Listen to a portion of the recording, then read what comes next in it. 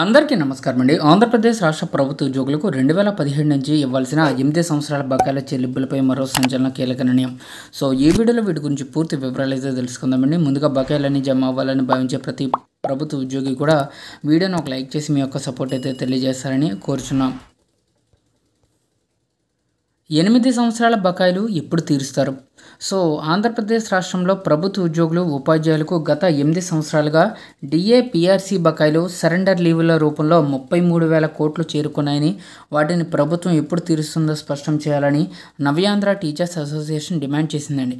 So మొత్తం మీద వారి యొక్క బకాయిలు 33,000 కోట్లకు అయితే చేరుకున్నాయండి. ఇవన్నీ కూడా క్లియర్ చేస్తే ఒక్కో ప్రభుత్వ ఉద్యోగికి సుమారుగా 5 నుంచి 8 లక్షల వరకు బకాయిల రూపంలో జమ కావాల్సిన పరిస్థితి అయితే ఉంది. ఇవన్నీ కూడా జమ చేయాలి.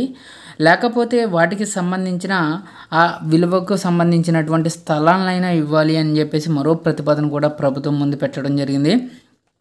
కాబట్టి ఉద్యోగులకు క్లియర్ చేయాల్సిన 33,000 కోట్ల బకాయిల చెల్లింపులకి సంబంధించి త్వరగతిన విధి విధానాలపై మంత్రివర్గ ఉపసంఘం వేయాలని సమైక్య అధ్యక్ష ప్రధాన కార్యదర్శులు కరణం హరికృష్ణ, మాగంటి శ్రీనివాసరావు కోరారు.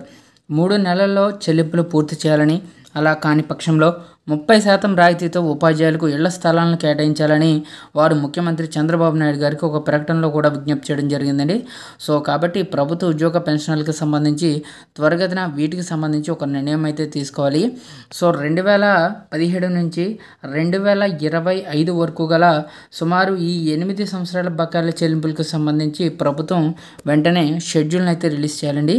సో కాబట్టి ప్రభుత్వం యాజ్ సూన్ యాజ్ పాసిబుల్ బకాయిలు అయితే క్లియర్ చేసేందుకు ప్రణాళిక అయితే రెడీ చేయాలి. దసరా కానుకగా ఉద్యోగులకు సంబంధించి బకాయిల చెల్లింపులకు మోక్షం లభించాలి అని చెప్పేసి ప్రభుత్వ ఉద్యోగులు కోరుతున్నారు.